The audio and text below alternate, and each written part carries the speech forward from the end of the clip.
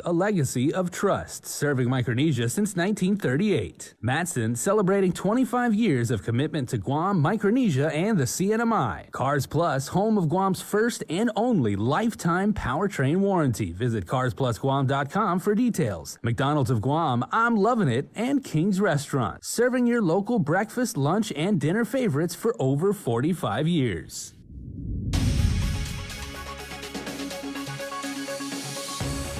Starting now on Primetime, a 36-year-old man with an extensive criminal history has been arrested for the murder of 25-year-old Joshua Minnow. Adriana Cotero brings you the very latest. Plus, a hearing was held today regarding the long-running clergy sex abuse civil case, and Republicans introduced a bill mandating the governor disclose how she plans to spend the $660 million from the American Rescue Plan. Afternoon, good evening. I'm Peter Santos. An arrest has been made in the Swamp Road death investigation. 36-year-old Matthew San Agustin Manabusan is behind bars for the murder of 25-year-old Joshua Minnow. KUAM's Adriana Cotero reports. This morning, the Guam Police Department cleared the crime scene and reopened the road after arresting 36-year-old Matthew San Agustin Manabusan for the death of 25-year-old Joshua Minnow. On Thursday, April 15th, detectives launched a death investigation after Minnow was found dead along Swamp Road near the jungle side of Ha'asu Street in Dedado. The Guam Police Department arrived shortly after 1:30 p.m. and taped off the roadway, conducted interviews, and scoured the area. Through the course of the investigation, detectives identified Manabusan as a person of interest, according to GPD spokesperson Sergeant Paul Tapau. Additionally, detectives confiscated a gun that was possibly used in the incident. While on the scene, eyewitnesses told KUAM that Minnow resides in the area and is frequently seen along this street. Manabusan was arrested for murder, aggravated assault, use of a deadly weapon in the commission of a felony, discharge of a firearm, possession of a firearm without a firearm ID, unsworn falsification, and reckless conduct. Manabusan is a repeated violent offender having a criminal history dating back to 2002. He was previously charged with assault, family violence, terrorizing, strangulation, criminal mischief, and theft. According to our files, in one instance, Manabusan threatened a woman known to him with a machete. He allegedly dragged the woman by the hair while yelling, quote, "You're going to die," unquote, and proceeded to beat and strangle her. He was booked and confined at the Department of Corrections. This case has been forwarded to the Office of the Attorney General for prosecution. Reporting for Guam's News Network, I'm Adriana Cotero. A grand jury indictment charges Joyner Sked and Rudy Kanata with murder as a first-degree felony and aggravated assault as a second-degree felony. The charges against Sked include a special allegation for the use of a deadly weapon in the commission of a felony attached. The couple were arrested earlier this month for the brutal beating and murder of former Umatic Mayor Daniel Sanchez. He was found lifeless in Kanata's home after police were called upon for a welfare check. As we reported last week, GFD arson investigators responded to the crime scene of Kanata's home after it had went up in flames. It's been 8 days since Fernando Canles went missing. The 71-year-old man who suffers from the early stages of dementia was last seen behind the GDOE on the morning of April 8th. Although the Guam Police Department and Guam Fire Department have scaled back their search efforts, GPD spokesperson Sergeant Paul Tapau says they are doing follow-ups with tips and familiar places known to Canles. In the meantime, there has been tremendous support from within the community, with several coming out to volunteer in the search. In fact, members from the Association of Federal Firefighters will be meeting behind the GDOE tomorrow at 9 a.m. to continue search efforts. If you have any information on the whereabouts of Canles, please call the 911 center, or if you would like to lend your hand in search efforts, you can contact Annalyn Gagarin, Canles' daughter, at 486-5578. Another motion was heard today in Guam District Court in the long-running clergy sex abuse civil case. The church first filed for Chapter 11 bankruptcy protection in January 2019. It was forced to sell off assets such as the former Redemptorist Mater Seminary in Zonia to help pay for more than 200 claims filed against the local Catholic clergy for the alleged abuse that dates back decades. Today, Archdiocese of Agana attorney Ford L. Sacer argued to exclude other church assets from any claim settlement. We believe that the parishes are not part of the bankruptcy property, the bankruptcy estate, as it's called. And I think you've all heard the arguments and reported on them. So I don't really want to get into discussion, especially while, we really are just waiting for the judge's decision and we'll be able to answer those questions then. Thanks. The church has been in mediation with attorneys for the plaintiff on and off to try and reach a settlement for more than a year. Chief Judge Francis Tyrinko Gatewood will ultimately rule on the bankruptcy petition and settlement. Embattled Chamorro Land Trust Commission Administrator Jack Hattig's time with the CLTC may be up. Here's more. CLTC Board Chairman Juan Regis Jr. told Hattig in a meeting on Thursday that the board deems him, quote, not suited for the job. This came after CLTC member Angela Santos asked Hattig if he had completed a priorities list given to him by former CLTC Chair Pika Farron back in June of 2019. Hattig responded that he could not say because he did not have the list on him. Chairman Regis then said that the CLTC board members had made the determination Hattig was not suited for the job with the support of their legal counsel and relative to discussions held in executive session on February 18th of this year. Hattig had been accused by at least one CLTC land agent of coercion and altering a land report. Chairman Regis said the next step is a meeting with Governor Lou Leon Guerrero. The governor had recently supported Hattig in comments made to Island Media. Regis tells KUAM board members requested the meeting with the governor to discuss the decision made at Thursday's meeting.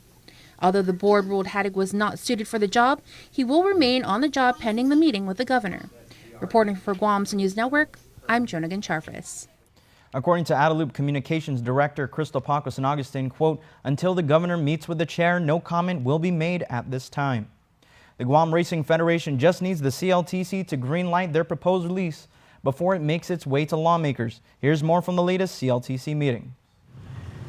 Currently on a month-to-month lease agreement, the Guam Racing Federation has submitted their newly proposed 50-year lease for Guam's only raceway park, after the last one hit a bit of a speed bump. Guam Racing Federation General Manager Henry Simpson says that's been taken care of. There were some hindrances to that, and so we sat down with the Chamorro Land Trust Commission and worked those out. And in our proposed lease, that has all been settled. According to Simpson, part of the issue was the distinction between mineral extraction like you'd find at a rock quarry and the excess materials left over from constructing the raceway. The difference between mineral extraction and excess graded materials has been misunderstood by people. And it looks like sometimes because of the amount of grading we're doing out there, that we're extracting minerals, but we're not. We're building a finished product, the racetrack, when it's done. We're a little uncertain as to our future right now until we get this 50-year lease, but we feel very confident it's going to work out well. The proposed lease will need to be approved by the Chamorro Land Trust Commission before it makes its way over to the legislature for a vote.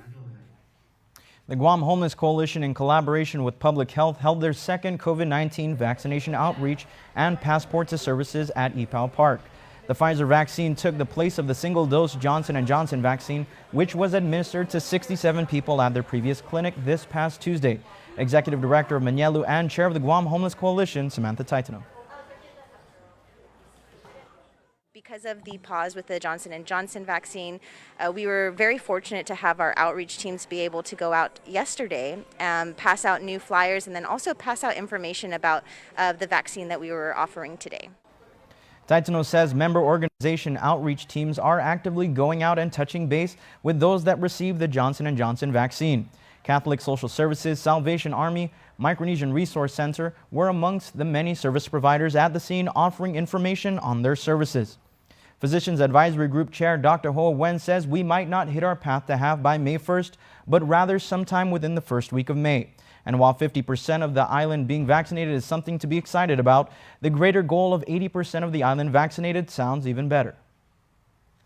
We really need to get to that goal in order for us to fully open our island for anything, for anyone to come in, because at that time already you are protected.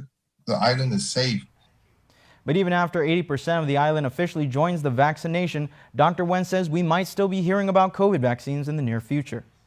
Most likely, it'll be an annual vaccine, just like the flu shot. Okay. I don't think we can go around that. Most likely, nothing firm out there, but it looks like everything will point out to an annual vaccine for the COVID-19. I think the booster is mostly for the new variants. While nothing is set in stone just yet, Dr. Wen says it'll most likely be easier for a process for the COVID booster shots and suggests that public health should start planning for what might just be a yearly vaccine. The Guam Regional Medical City, in partnership with the Mayor's Council of Guam, FSM Consulate Office, DPHSS, and the FSM Association of Guam, will hold a COVID-19 vaccination outreach on Saturday, April 17th from 2 p.m. to 5 p.m. at GRMC. Those who receive the first dose of the Pfizer-BioNTech vaccine on March 28th at the Dedido Senior Center and are due for their dose 2 will be prioritized. Then on Sunday, April 18, American Medical Center will be hosting another vaccination outreach from 2 p.m. to 4 p.m. at the Tumuning Senior Center.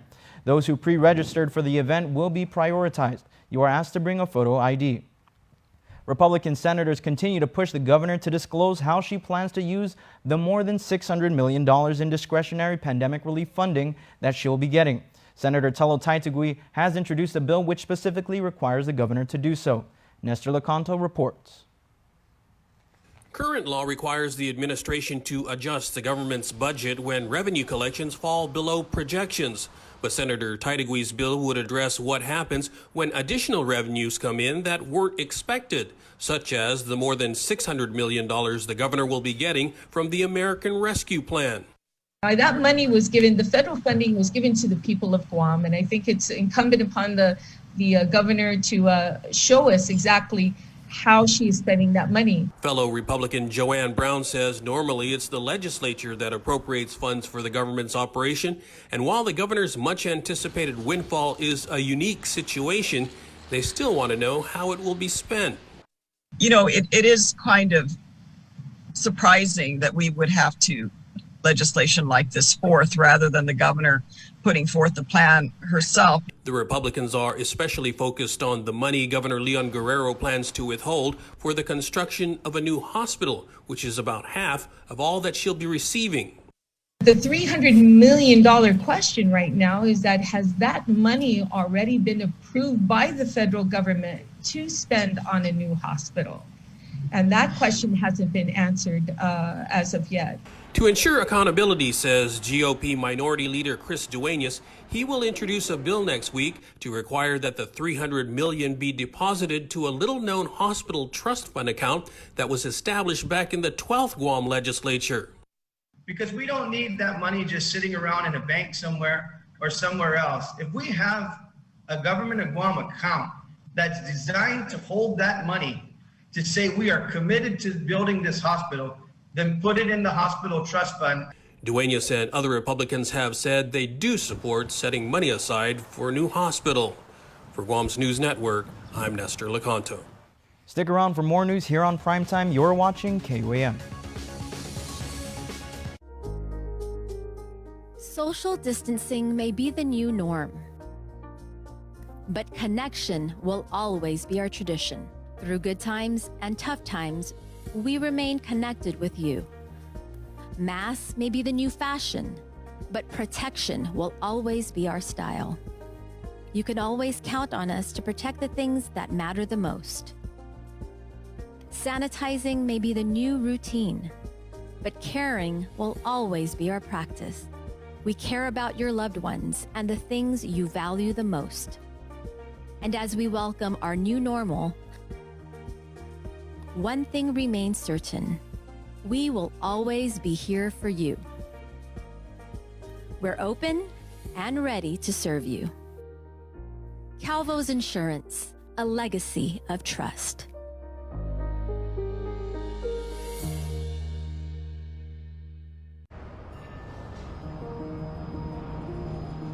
It makes myself and it makes my team members very proud to work for an organization that has been on island for many years with its focus on reliability, dependability, and commitment to the communities that they operate in. Matson's a great corporate citizen to the community. We all benefit from any sort of environmental commitment we make. One of the ways that we do that is with our Adahi Utano program. There's action behind it, and so action breeds commitment.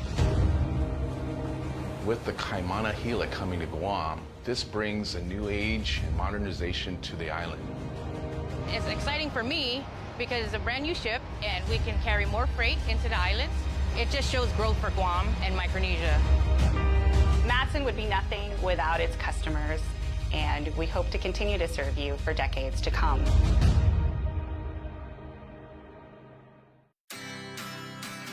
The thing about freedom is, freedom has no limits. There's no such thing as too many adventures or too many unforgettable moments.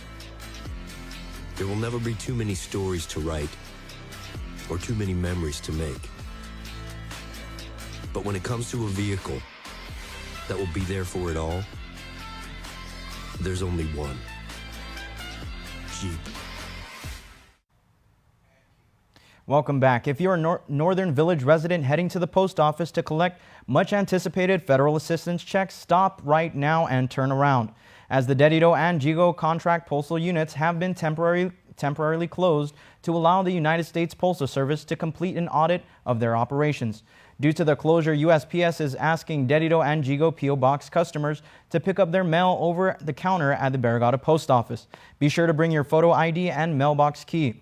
USPS Strategic Communications Specialist Duke Gonzalez apologizes for the inconvenience caused by the closures. There is no word on when the two northern CPUs will reopen. More families that pre-qualified for the GDOE Providing Access to Homes or PATH program received their MiFi devices today. Tyler Mantanani reports from the DDO Mayor's office.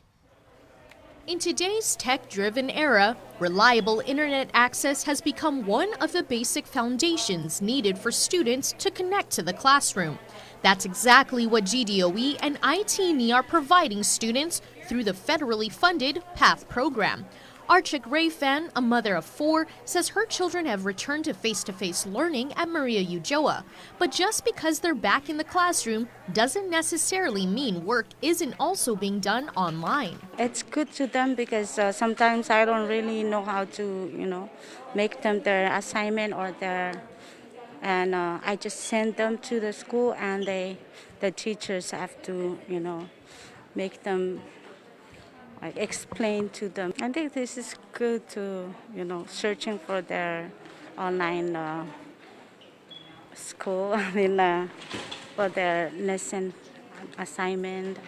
Easy for them. The program provides 50 gigabytes per month of free internet access and was created to provide equal opportunity to online education for students. But it's not just students availing of the PATH program, and they're certainly not the only ones in need of reliable internet access. Many GDOE teachers have been given the opportunity to take advantage of the free service. Sharina Valencia is a teacher at FB Leon Guerrero. Sometimes our internet isn't the most reliable, especially when you have other people using it over time. So I think the MiFi will really help with the productivity of teachers and, of course, ultimately the students. IT&E will hold another MiFi distribution on Saturday, April 17 from 8 a.m. to 4 p.m. at the DDO Mayor's office. All those interested in the PATH program are highly encouraged to contact their child's schools for more information.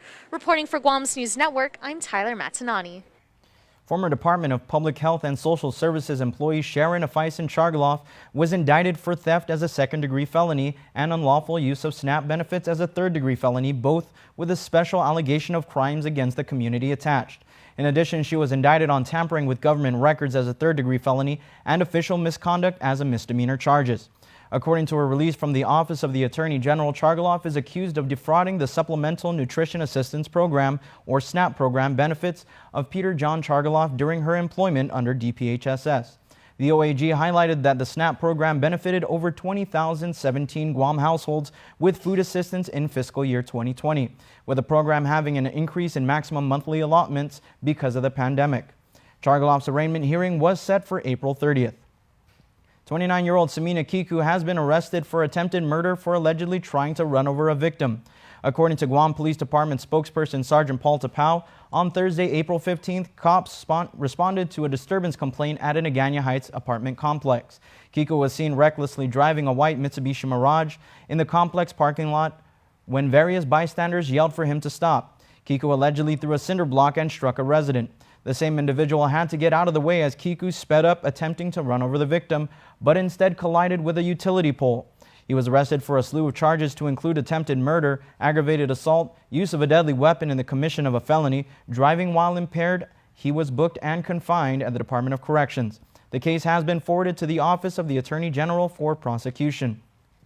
A second magistrate's complaint charges 25-year-old Thomas Kitano with fourth-degree criminal sexual conduct as a misdemeanor. According to the complaint, in November of last year, at a Sinahanya residence, Kitano sat next to a female victim who was falling asleep, and he placed a couch pillow over her lap. The defendant then slid his hand under the pillow and touched her inappropriately. The victim became scared and froze because they are close friends, and the girlfriend was sitting on the other side of him. The touching stopped once the victim moved away. Similarly, on March 25th, a magistrate's complaint charged him with 2 counts of the same offense. Kitano allegedly inappropriately touched 2 other female victims in separate instances. The victims also stated in court documents that they considered him a close friend. Nearly 100 days after the January 6th Capitol riot, the U.S. Capitol Police Inspector General presented his findings on the department's lack of preparation leading up to the attack. According to the latest Justice Department numbers, more than 400 suspects have been arrested from at least 45 states for participating in the January 6th attack, which resulted in the deaths of Capitol Police Officer Brian Sicknick and 4 others. Deborah Alfarone reports from Capitol Hill. Testifying virtually before the House Administration Committee, U.S. Capitol Police Inspector General Michael Bolton said conflicting intelligence and lack of training left the department unprepared ahead of the January 6th Capitol riot. Training deficiencies put the officers, our brave men and women, in a position not to succeed. An internal intelligence assessment 3 days before the January 6th breach warned the targets of pro-Trump supporters are not necessarily the counter-protesters, but rather Congress itself. Yet a conflicting assessment the day of the attack said violence was improbable. I was aware from seeing the social media of Trump supporters in my region that they were organizing in large numbers. Bolton's report said officers in the department's civil disturbance unit had expired munitions and compromised riot shields. And he found that officers were ordered not to use heavier, less than lethal weapons, such as sting ball grenades. In his recommendations, the Inspector General said that the U.S. Capitol Police needs to overhaul its intelligence collection, operational planning, and culture to avoid future mistakes, and they also need to recruit more officers. The CF department needs to move away from the thought of process of a traditional police department and to move to the posture of a protective agency. The U.S. Capitol Police responded to the IG's findings in a statement saying it understands and supports the evaluation and is implementing changes to improve its operational readiness and the physical security infrastructure of the Capitol complex. Deborah Alfarone reporting for KUAM News. Coming up after the break, our Dave Delgado has a look at local sports action. And still to come, we introduce you to another 2021 GDOE Teacher of the Year finalist. You're watching KUAM.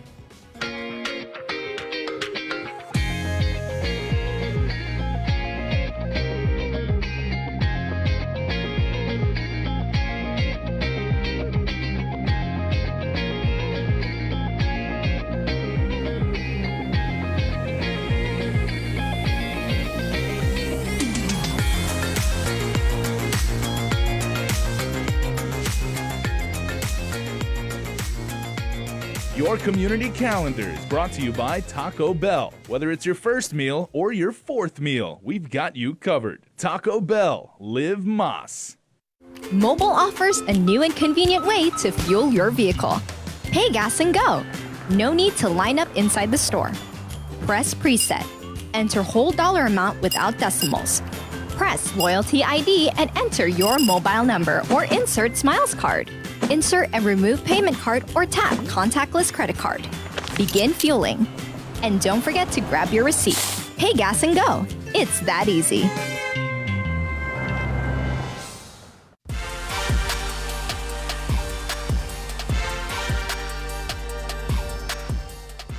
Dave Delgado here for KUAM Sports. Thanks for watching. On the show tonight, championship volleyball from the East League. The Teason High Titans taking on the Ukadu Bulldogs. Check it out. There was a lot of hype entering the championship game with the young Teason High squad going up against the size of Ukadu. Xander Duenas helped power the home team to an early 10-7 lead, skying over the net for a monster shot. Ukadu's Nathan Balbin put his team ahead with a block at the net. Jesse Martin's ace gave the visiting Bulldogs the 20-18 lead for good as they went on to take the set 25-21. Ukadu went straight at Teason in the second, testing their defense at the net. Up 4-1, the Bulldogs started to lose some steam as their returns sailed out of bounds. Xander Duenas put down another kill for the 7-6 lead. Tied at 14, Teason outscored Ukadu 11-6 for the 25-20 second set win. Xander Duenas rose to the occasion again, helping his team win one of the longest rallies of the championship match. Titans up 18-15. Gerald Milana subbed in late for Teason and made it count, putting down a solid shot that got through the defense. Titans jumped out to a 3-0 lead in the fourth set. John Michael Medina and Jesse Martin slowly got the Bulldogs back into the set. Ukadu working the ball around, getting it to Nathan Balbin, who found an opening on the court. Teason's defenders dive on the court, but weren't able to get the dig. Titans started to take over the game after a 6-6 tie. VJ Rosario and his jump serves proved to be a factor as the Bulldogs couldn't set their plays on the return. Outside feed to Duenas goes off the fingertips of two Ukadu defenders before going out of bounds. Rosario added an ace at the line for the 12-6 lead. Teason stayed on the offensive attack and pulled away in the fourth set for the win, 25-19, for their school's first ever title. The win is historic. The East League crowned their first ever boys volleyball champions. Coach Rod Palmer wins his first title as a high school coach, and the boys from Teason get one for the 2020 boys who were unable to play their season because of COVID. Very first historical ESA Boys Volleyball League Championship, but it's also the first for the Teason High Titans. Congratulations, Coach Baba. First of all, I'm very grateful, proud, excited, and happy for my team, especially our coach, Coach Palma, and just our team in general, and most especially VJ Rosario. Thanks to our Coach Palma, he really gelled the mindset into us and what we needed to work on in order to come together as a team, work together, and finish strong each game. Well, it was a hard-fought game. I mean, the boys worked so hard. Ukadu was an amazing opponent, and it could have gone any way. Ukadu played so hard, so we had to put our A game up there, and the boys really performed. Their defense was amazing. This is our first one, and I hope more is yet to come. So this is for Coach Palma. He's been working, he's been sacrificing his time, and this win is for Palma, Coach Palma. Well, that's going to do it for sports. We're back right after this.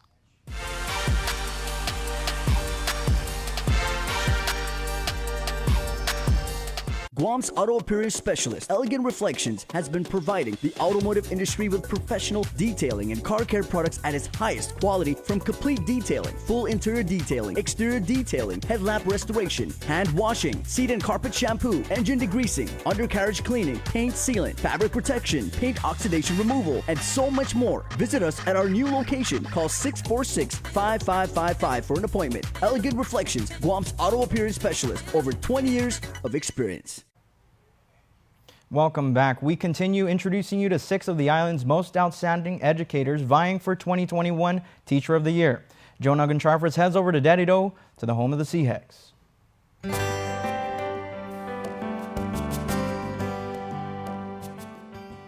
Hafa, my name is Michelle de Guzman. I am a kindergarten teacher here at Liguan Elementary School. I taught initially in the beginning of the school year at Juan M. Guerrero, first grade. I've been teaching about 13 years, going on 13 years with the Guam Department of Education, and I taught a couple of years in the private sector as well. She admits that in high school, she had aspirations of getting into the food and beverage industry, whether it be a chef or even a food critic. But that all changed after graduating. She couldn't deny her passion for education. My grandmother, my mother, my brother were former educators, and their contributions to the public school system really inspired me, as well as great, amazing teachers that I had in elementary school have been an inspiration. When describing her teaching style, it has to be fun. I love to incorporate music and movement in my classroom, whether it be a reading activity or if we're learning the parts of a plant, we're singing and we're moving. I like to get my kids out of their seat, active, engaged, and just in discussion, talking about how they feel and their ideas about stuff that we're learning in the classroom. The role of a teacher is one she takes very seriously. In addition to teaching academic skills and content standards, my goal is to teach them things that they can apply beyond the classroom at home and in the community. Life lessons, character education. Most of my kids, I'm the first teacher that they encounter being a kindergarten teacher, so my goal is to leave them with a good impression that school and learning is fun, it's valuable, and it's exciting. Her thoughts to being a finalist for this year's Teacher of the Year? I was happy, I was excited, I felt very humbled and honored to be listed with the other finalists that I call our powerhouses and trailblazers with DOE. I just felt really blessed. Yummy Cold Stone Creamery cake. This week's winner is Amber Rages, who was born on April the 15th. Amber, we hope you have a happy extended birthday, and we'll be in touch with you to let you and your family know how you guys can go over to Cold Stone Creamery and get your ice cream cake. Happy birthday once again. That's going to do it for us here on Primetime. Thanks for watching. Good night and be safe.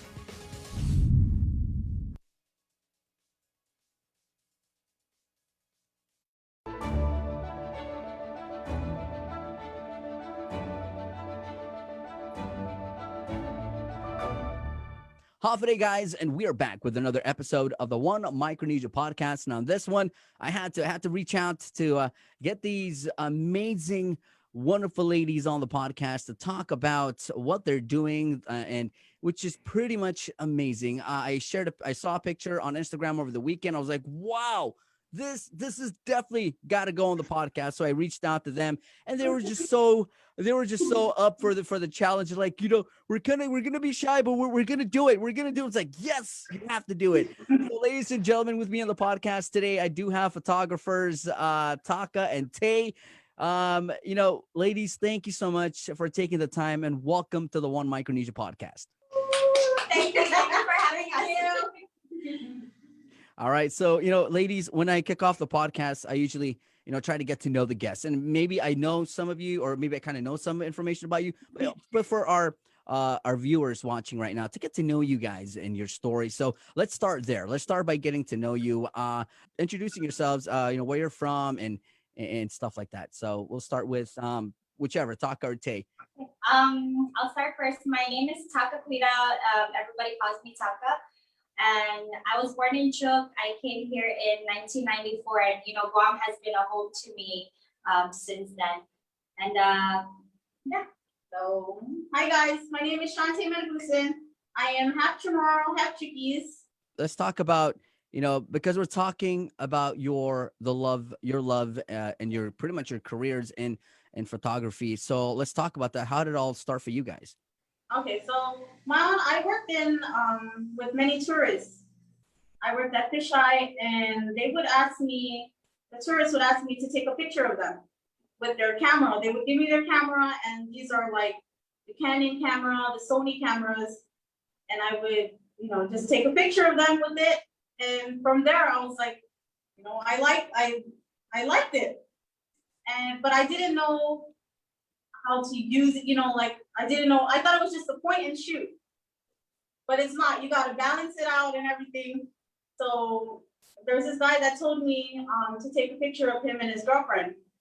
So I took their picture. It was kind of bright. So the guy came behind and did the settings for me.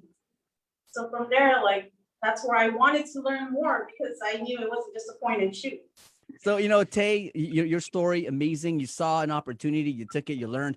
Taka, let's hear about your story. Like, how did it all start for you? I mean, you were born and raised in Chuuk. You moved to Guam, and I know photography wasn't the first thing you picked up. I mean, we had to do other things. But what was your story like? Well, I gotta thank the iPhone, because through that, I love taking selfies. So I guess it would start off with selfies, and not just that, but taking other people's photos on the iPhone. Actually started enjoying it because like some of my friends and my families, like when they see their pictures that I take, then they give like good comments about it. And then from there I started, I have a lot of nieces and like little sisters, so thank you to them because they allow me to be able to, you know, practice shooting with them and everything. And I guess just from there I fell in love with, you know, photography and learning more about it. There was actually this one shoot that I had with them. So I believe there was about 10 of them, it's either 10 or more of them. So I took them down south to go take some photo shoots there. And after that, I finished editing and everything. And then once we uploaded them to Facebook, it was shared like crazy. And there's this one person, I forgot his name. He kind of gave me an idea because, well, we're all from Uman, me and my little girls, we're all from Uman Chuk. But what the guy did is he saved the picture, and then he started putting like other islands from Chuk. He started naming each of the girls from other islands. And then I guess from there, like it kind of gave me the idea of like, oh wow, why not reach out to, you know, like other ethnicities or other islands from Micronesia and, you know, try to bring something together. And then from there, that's when I started posting things on Instagram, trying to reach out for like models from other islands. And that's how I met her. And we actually met up on the first shoot that we ever had. Shout out to Leanne, because she was the first model that we ever worked with for like an island rep model photo shoot. And there was actually 6 of them, but Leanne was the one that showed up. And we want to thank her because from there, it starts small, it always starts small. And the last shoot, like what you mentioned, it was epic and we loved it. And we love all the models we work with. So that's how I started personally. Wow, that's beautiful. And we're going to get to that. Don't forget, we're going to get to that shoot. We're going to break it down. That's coming up in just a little bit. Guys, we learned your story, how you started. That's beautiful. We're going to take a break. But when we come back, we're going to get into the photography life and learn about your how the journey has been in photography for you guys. So when we come back, we'll definitely get to that.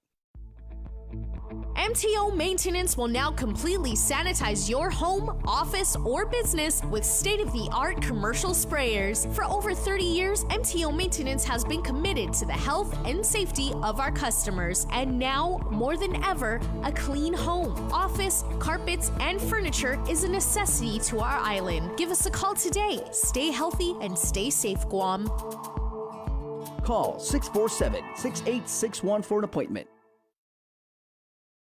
Howdy, guys, and we're back. It's the One Micronesia Podcast, and I'm here with 2 beautiful young ladies who, from the Federal States of Micronesia, who are out here in Guam, just doing amazing things when it comes to photography. So I'm back here with Taka and Tay. Guys, we just celebrated International Women's Day just last month. It was such a great day for everybody. And I know you guys did some shoots too as well. And it's such a powerful thing to see, young Micronesian women who are taking up, different fields. I've talked to many, different young women who are definitely stepping up and doing their part in different fields. And I think you guys are definitely doing that when it comes to photography. So let's get to it. Let's get to dig into the photography life, living the photography life. Now, for both of you, we'll start with Tay. What kind of photographer would you consider yourself to be? Maybe not now, but maybe in the long run. Portrait. I love doing portraits. Funerals. We just recently started doing funerals, and hopefully we get to do our weddings, shoot weddings, but portraits, that's what we're shooting right now. Nice. And then Taka? Same thing, portraits, weddings, and yes, like what she mentioned, we did our funeral recently, and it was beautiful. It's actually not a little different, but really different from what we usually work on. But it's, in a way, it's still really artistic and beautiful. And I gotta ask, are you guys pursuing this full-time or part-time, and why? Part-time. It's part-time right now, but hopefully We do something bigger. Yeah. Yeah. Want it to be full-time. Our full-time job. Amazing. And you know, I'm going to talk about this because I think this is where it does play a big role in your career when it comes to photography. Taka, you said you started, using an iPhone. iPhones are beautiful. The phones the cameras that are being installed into these new iPhones are getting better and better and better. But at one point, you can't really beat that DSLR or that mirrorless camera. So let's talk about equipment. And I know Taka and Tay, you started from like you said, phones and little cameras here, but then now you're up to big equipment, using the legit equipment. Now let's talk about some of the equipment you guys use. She runs with the Sony, and I use a Canon. That's awesome. And then you guys have been shooting for a while now, and like I said, the pictures are coming out beautiful. Let's talk about there's got to be some bumps along the road. Is there any bumps along the road? You guys encountered any problems, or is it just smooth sailing? For me, I would say having your camera die on you because you don't have an extra battery. That's a bump for me. Like our last shoot, the big shoot that just passed. She kept shooting because she had 2 batteries. I only had 1 battery. So while the shoot was happening, I whispered in the ear, "Oh, my battery died." It's okay. So I had there my camera. Go ahead, you can shoot some more. Yeah. So that's the only bumps we have is not enough battery life. Get the yeah, batteries. there are times that I kind of get scared because what I think most of is people's safety. Like there's so many things that I want to try to capture within a shoot. I try to just for me, my motto is we don't just pose, we create a masterpiece. So I want to try to do that, but then at the same time, there's things that you gotta limit yourself due to safety. And you wanna make sure your models are safe. And that's amazing. I mean, as a photographer, your job is to tell a million stories with just one photo. So you try your very best to take that. And sometimes I think one of the coolest thing is sometimes the best photos are the ones that you don't plan on taking. Right. True. All right, guys, we learned about their story. We got to dig in it with how the photography life is doing for these 2 amazing young ladies. We're going to take a break, but when we come back, we're going to get to the main event, which is the big shoot that just finished, the message behind it. Because to me, I think that's what got me, that's what attracted me in so many ways. So we're going to talk about that shoot. That's coming up after this break. Through the month of April, KUAM News and the KUAM Care Force features Sustainability Matters, building awareness for environmental issues, highlighting activists, and showcasing businesses and individuals making a difference in our community. Watch a special series on Mondays on KUAM News featuring different aspects of thinking green in our community. Awareness messages on every platform, giving you tips for leading a more sustainable lifestyle. The Dirty Politics Weekly feature with the link live on location with Chris and Sabrina, visiting different villages with political leaders and addressing environmental problems in our community. And this year, the Think Green annual cleanup goes virtual. Organize your community cleanup, post and tag with hashtag ThinkGreenGuam, and we'll feature your cleanup on our multimedia platforms and in a special montage on KUAM News Weekend Edition during the last weekend in April. Sustainability Matters, part of the KUAM Care Force's commitment to our community. In partnership with the University of Guam Center for Island Sustainability and Guam Green Growth. Presented by Green Energy Solutions, Inc. Reduce before you produce. GESI. Hi, guys, and we are back. It's the One Micronesia Podcast, and man, this podcast it's pretty much it's fun. It's fun to listen. And it's fun and inspiring at the same time because I'm listening to the stories of these 2 young ladies who've taken up photography, which is something that's not really it's you haven't seen a lot of people taking that field, especially when it comes to Micronesians. I mean, we shoot videos and selfies here and there, but to really go into the field and practice it and turn it into a craft, that's something else. And that's what these young ladies have taken up, to perfecting the craft in photography. And while doing so, they put together such an amazing event, such an amazing shoot, which pretty much has a great message behind it. So I'm back here with Taka and Tay. Guys, we're here to talk about it. The past shoot, what it's all about, the idea behind it, the whole shebang. So we're here to talk about the shoot, where I believe you guys have it on your shirt there. It's diversity, culture, and beauty. So let's talk about it. How did the idea start? She came along and she had the same vision that I had, to try to reach out to like a lot of our Micronesians and to help them rise. And that's what we kept laughing at about, because we're like, oh sis, we're really helping them rise. That's what we wanted to do ever since we first met and when we first spoke.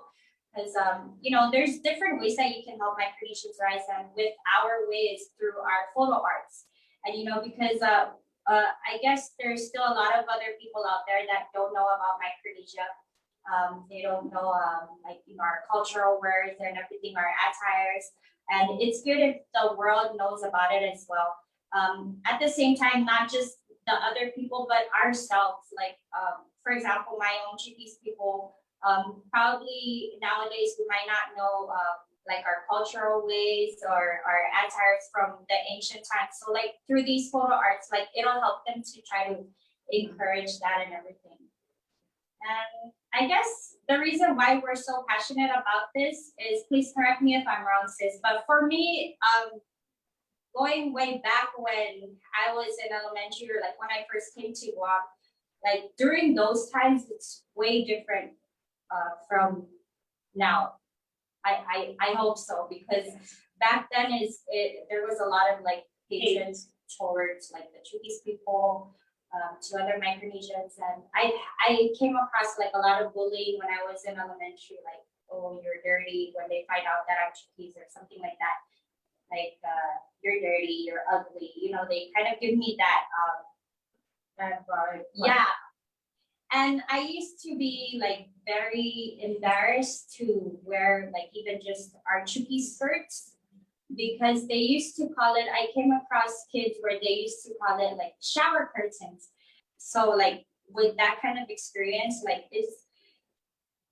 I don't really like to remember those things, because it's not good. So with this, I guess with our photo shoots, that we always try to encourage like culture at the same time modern, because we always ask for like 2 different outfits. You can do culture, you can do modern. With that, we can encourage that no matter where you are or where you're from, you're beautiful in your own way, in your own skin, your own color, the way you dress, you're beautiful. I want to just throw in this, that you guys actually are giving opportunity to young Micronesians who are living here on Guam to kind of get out there, and some who might have wanted to get into modeling but didn't, because of the fact that too expensive, or exactly. But that's true. Like, that's what we also wanted to, or in hopes of our works, that we were able to encourage people that way. Because we do know that there's a lot of talented Micronesians out there, and not just Micronesians, but other ethnicities. But there's a lot of them out there that are talented but afraid to like come out, and that's what we try to help people to see through our photo arts as well. Like even though you come from a certain place, you can be what you want to be. You can be a model. You can be a photographer, a singer, anything that you're talented with. So that's what we try to, again, encourage people with our works. And I hope it's working. We hope it's working. When people see your pictures now, and you talked about there are different and many talented Micronesians out there, now they're comfortable in reaching out to you guys, because at the same time they know that you guys are from the FSM as well. So that now you've made that connection. Now you've made a connection where you can get a lot of Micronesians' talents to break out of their shell, pretty much. And it's a much more easier access for them, And yeah, it's much better. And like I said, we talk about you guys making that connection, them knowing that you guys are from the FSM and are super talented photographers. They're definitely going to reach out, and they're going to reach out, and they're not going to care how much it's going to cost. It's just the fact that they're comfortable to work with you guys because you guys will have that connection. And I think that's what we've been missing all these years is having that connection in different fields, in education, in sports, in these things where in 2021 we've made those connections. Like I said, I'm going to go back to Manielu and Micronesia Resource Centers. These guys are out there making these connections and connecting our people to resources, and you guys are a resource as well when it comes to photography. So continue to do so, because like I said, down the line you guys are going to get a whole lot of talent coming out of the FSM in Micronesia. People stepping out like, I want to go take photos with these guys, with these beautiful, talented young ladies. And we get closer to them as well. We get closer to their families, and because that's what we try to do as well. Like during the shoot, we don't just go there and start like, okay, let's pose. Yeah. Go do this. But we try to get to know them, make them feel comfortable, because we already know how it is. Like if you're with a stranger, well, Yeah. But we want each and every one of our models to feel comfortable with us and feel beautiful and great at the end of every photo shoot that we do. We try to help our fellow Micronesians rise, but at the same time, we always welcome other ethnicities. Like with the last photo shoot that we had a Polynesian a part of it as well. So it's not only Micronesians that were inside the photo shoot, but there was one from Polynesia. And we also had one Pacific Islander who was part German. So shout out to Germany as well. We welcome everyone. Definitely. And like I said, you guys are making connections through photos and continue to do so, because everybody's doing their part, and you guys are definitely on the roll with your part when it comes to photography. So guys, we're going to take a quick break and we'll come back to close off the podcast here. The thing about freedom is freedom has no limits. There's no such thing as too many adventures or too many unforgettable moments. There will never be too many stories to write or too many memories to make. But when it comes to a vehicle that will be there for it all, there's only one. Jeep. Half a day, guys, and we're back. It's the One Micronesia Podcast, and I'm still here with photographers Taka and Tay. Guys, before we close out, let's go talk about this. What message would you guys have for younger generations of Micronesian kids who love taking pictures and want to pursue photography, or we talked about it, wants to get into that whole model agency type of thing, or feels inspired by this podcast that they're watching right now? What message do you guys have for them? You can do it. Anything's possible. Mm-hmm. For me, it's you can do it. Anything is possible, and there's always a beginning to everything, and you don't know how it will go unless you go through it. So sometimes you just gotta go through it, and again, there's always room for everyone to be great. It doesn't mean just because one person is greater than you right now, it doesn't mean that you won't be as great as them. So you just gotta be willing to learn and practice. Practice makes permanent. Perfect and permanent. And then, let's talk about it. You guys just finished an epic shoot that people are going to remember forever because it's living on the internet for free and forever. But let's talk about future projects. Let's talk about what you guys, because now you guys saw the reaction, the comments, and how people saw and reacted to that shoot.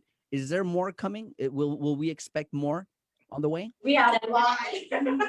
We've actually planned earlier before the shoot, like what we want to do and everything. And with the shoot that just happened and all the crazy results and everything, now our plans are more bigger. Yeah. And we're excited. So We don't want to tell you just yet. Just It's know gonna be a something's coming. surprise. Just know it's coming. Yeah. All right. But definitely for sure, it's any plans that would, help out the community, help out Guam, help out Micronesia, everyone. And we want to be able to get to work with everyone and All right. grow Okay. together. All right, guys, before we get to final comments, where can people reach out? Maybe they're watching the podcast and like, oh, I want to get some portrait shots. The graduation is coming up, summer is coming up. So how can people reach you guys? All right, you can reach me on Facebook at Taka James Photography, as well as Instagram, same name, Taka James Photography. And I also have a TikTok. I post my works there too. It's Taka Adore You. You can reach me at Tainabuo on Facebook and Instagram. That's where you can reach me. Ladies, thank you so much for taking the time. Before I close out, anything else you guys want to say before we close out the podcast here?